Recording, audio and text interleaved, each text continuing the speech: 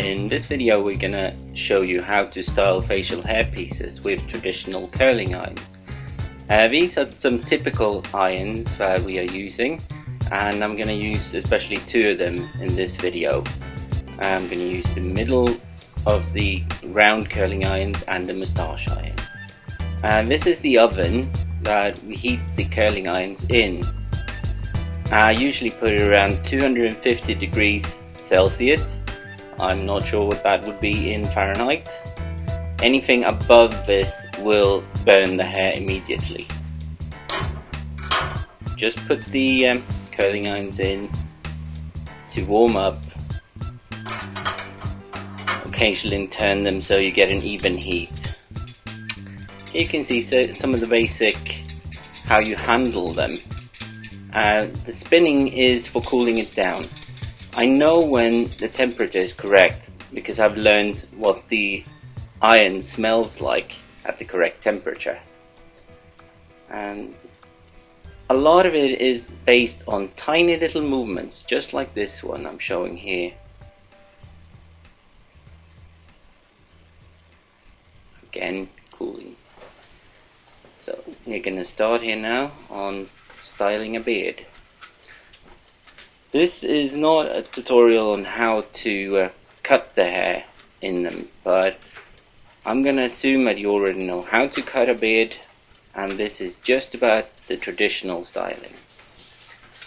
You can find these old curling irons in flea markets quite often. You can buy them new as well, but they're very, very expensive. And the ones I showed you earlier here, they were all bought in a flea market, and they are great. I've used them for many years now. I think I paid about $2 each for them. I've cleaned the beard because this beard has been used once before, and now I'm just pinning it up on a head. It doesn't have to be a head of a person, just as long as it has a basic rough chin shape to it. You can also use these cheap white styrofoam heads. And the good thing about this head is that I can just use normal needles to pin it up.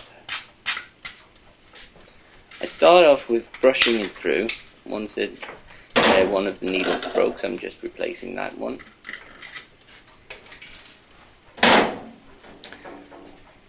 You just brush the hair first to make sure you don't have any knots or any filth left from the glue. Just checking it thoroughly. And it's important that you put a lot of needles in because otherwise you get too much pressure on the lace and it will rip very easily. Now I'm just wetting it down with ordinary water a little bit to make sure that all the products from last time have been rinsed out, and also to get a completely nice flat and texture to it.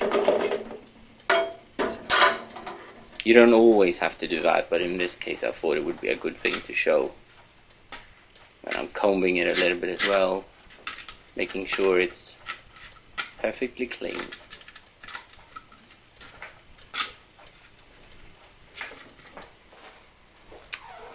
I thought it was a bit unnecessary to show you how I'm drying it with the hair dryer. Pretty sure you can figure that one out. And the spray I'm putting on now is not a styling spray, it's a grease spray, shine spray. And I'm putting that in just to make it a bit easier to curl it later. Now you saw I was smelling the curling iron there to see so it wasn't too hot. And once you've smelled it a few times, you know. You don't have to have a fancy special made oven like the one I have. You can actually heat it over a gas flame. That's what they used to do in the old days. Or you can heat it on your stove. You can try the heat on a piece of paper as well, just to make sure that it's not too hot. because if you take an iron that is way too hot and put it in the hair, you will just burn it straight off. Especially important with light hair. Like I say, I'm trimming a little bit more here because it's just the second time this beard has been used, and I would say that you have to keep cutting it at least 3 or 4 times, because you find hairs that weren't cut properly last time. Don't keep doing it every time though. So what I'm starting here with, you can see that I'm starting always from the top of the beard, and I'm working in little half semicircle shapes to get the hair coming away from the face, creating a nice rounded shape that will move with the face. And you're going to be very aware that this is a layered job, so I will be doing what more or less looks the same, maybe 5 or 10 times, but you're working your way slowly towards the goal, which is, like in this case, kind of a General Custer beard. I don't know if he was that grey, but the style that I'm imagining he had. So first I'm just lifting the entire beard, and then at the end of the process we are gonna add a little bit of waviness to it. You see, I'm shifting between different curling irons now. Let's see, that one is the bigger one. It's a rounded curling tong, and you can use that for almost everything. On the first picture I showed you, there were 3 versions of this particular one, and this is the middle one, and which I prefer for general work. I'm just making everything nice and round, going up and in. The other tong I'm using is called the Mustache iron, and that is just 2 flat pieces of metal which are pointy. I think I'm using that one there. Yeah, and that one is great for lifting in the edges of the moustache or beard. And you can see that my hand is always moving in a half circle to create the lift from the face.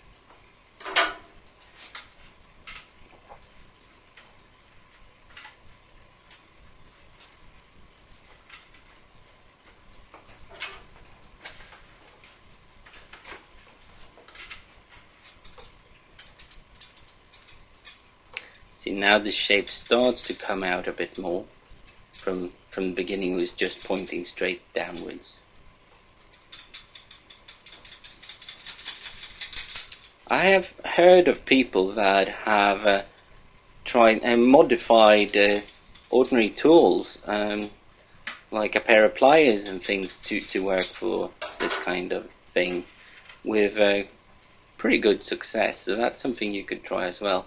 In the electronics world, you can find pretty good pliers that resembles moustache irons pretty much, and they can probably be used for this as well.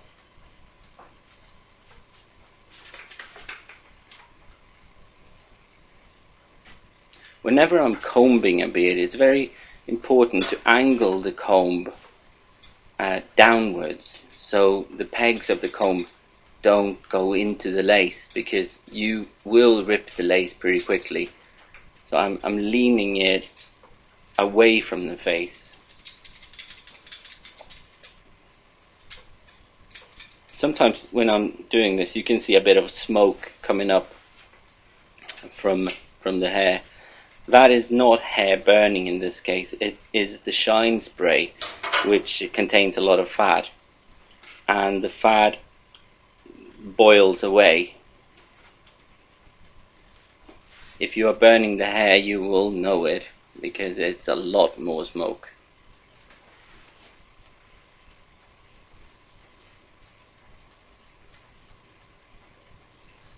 It takes quite a lot of practice to get this working well, but fortunately enough, hair is, unless you're burning it, it can take incredible amount of abuse, and you can restyle a beard hundreds of times and the hair won't be damaged from just doing this.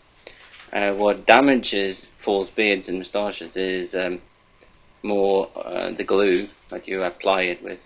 Now you can see I've started, I'm pretty happy now with the rough shape of the beard, with a kind of flat under the shin and going out a bit on the sides. So now I'm starting to do a little wave coming down from the cheek. You're going to see it much clearer in the video later here on the other side. It's a little trick how you put the iron in and then you move it sideways to create the wave.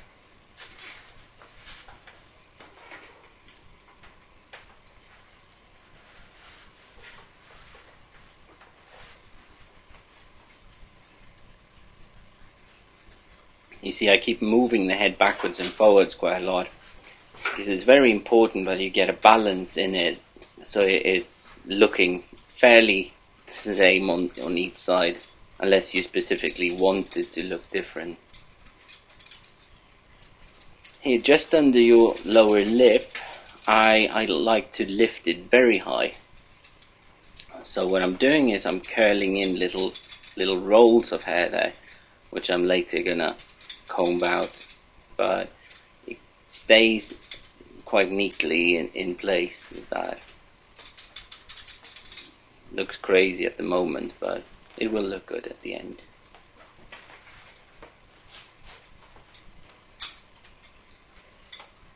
Notice how often I keep smelling it. Now I'm just checking the angles on the other side before I can do this. Now you see I'm holding the hair with the comb, and then I was moving down the iron to create the wave. I'm going to do it again here when the iron heats up a bit more.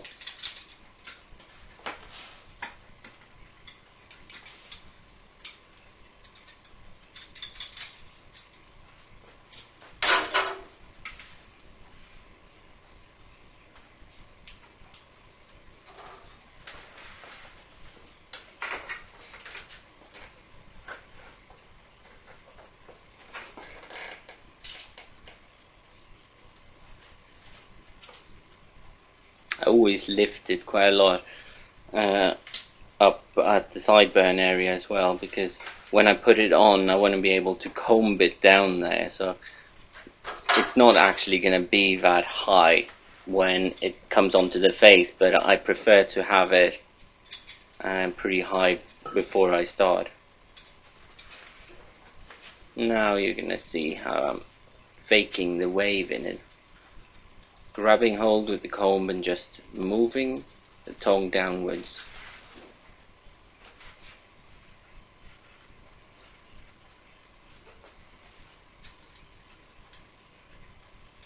And then just bending the outside back in again.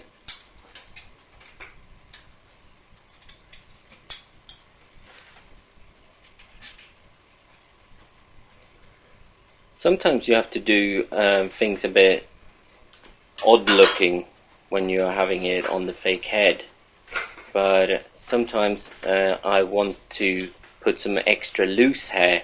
If say that I want the transition between the beard to the temple to be extremely thin, then I will cut that part of the beard off and then just apply the hair like loosely onto the face when the beard is on. It's a very efficient way of doing it for film, because with beards, lace is always a nightmare to hide. it crinkles, and you can get quite strange things happening with the lace. So sometimes I also cut the beard in 3 pieces to get better movement out of it. Now I just took some ordinary hairspray, and then I would just glue on the chin piece and the side pieces separately, and then the actor will be able to move better. Okay, we're moving on to the moustache.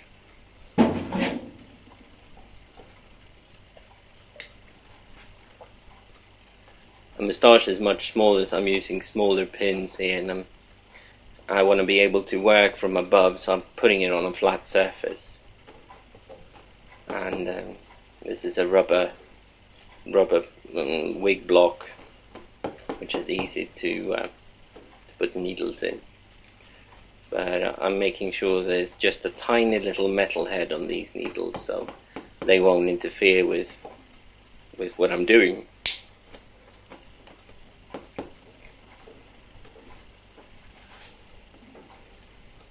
Again, quite a lot of needles.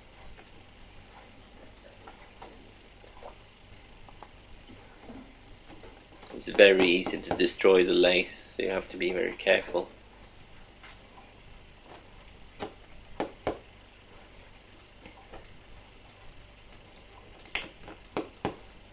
When I'm doing moustaches, sometimes I like to work with it sitting down and have the head on my lap, but for the sake of this video that was impossible, so I put it up on a holder.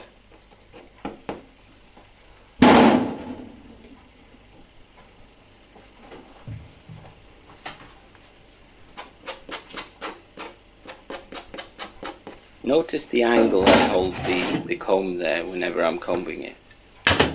This is an incredibly thick hair wax. It doesn't have to be this brand, it could be any really thick brand, but it makes styling a moustache so much easier. Notice the angle of the comb. That's what you should do as well.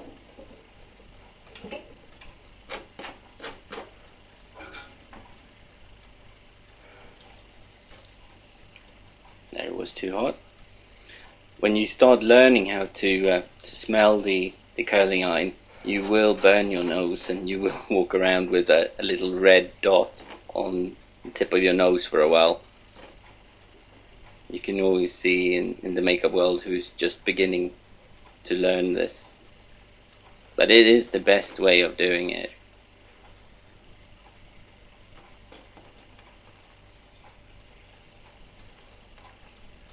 It's the same principle here really as with the beard. I'm working in half circle shapes, lifting it out from the face to give it air inside it. And this moustache is longer on the sides because I want to comb it together with the beard.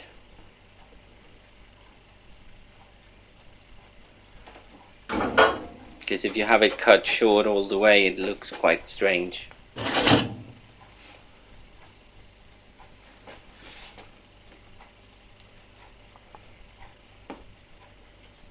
This moustache is not exactly the same color as the beard on purpose. I like to have my moustaches just a wee bit lighter and maybe a bit more yellow as well, because I saw when I first made this one, I saw it as he was a smoker, and then moustaches tend to become quite yellowy.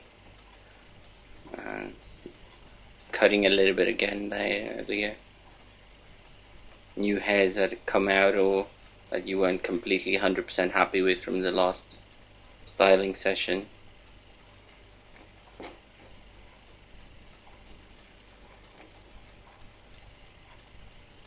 And I know it can be quite tricky to see exactly how I'm moving the iron, but imagine that I'm opening it and closing it 100 times a minute or even second, because I don't want it to get stuck. So I'm keeping opening and closing it, opening and closing it, opening and closing it, just to move along the hair. And the worst thing you can do is to put it in and turn it around, because you will have a hard crease with a 90-degree angle on it. It doesn't look real.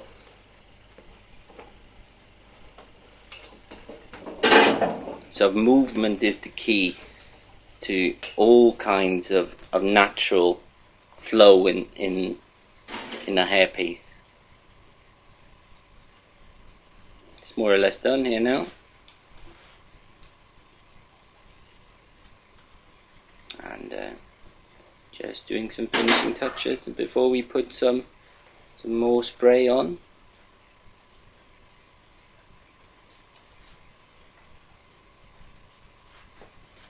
Just a final lift there at the very top. That's why I changed the angle of it now, because I want to be able to see the profile of the moustache.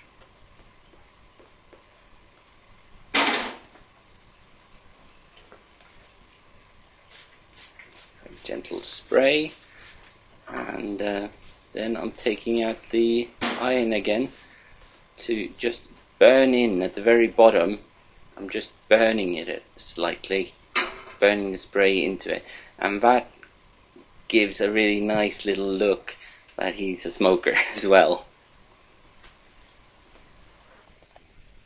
Okay, here you get some stills of the moustache and beard together. You can see what I said earlier about the moustache being slightly lighter, but I think it gives a nice character touch here. That was it. I'm happy you watched it. Thank you very much and good luck.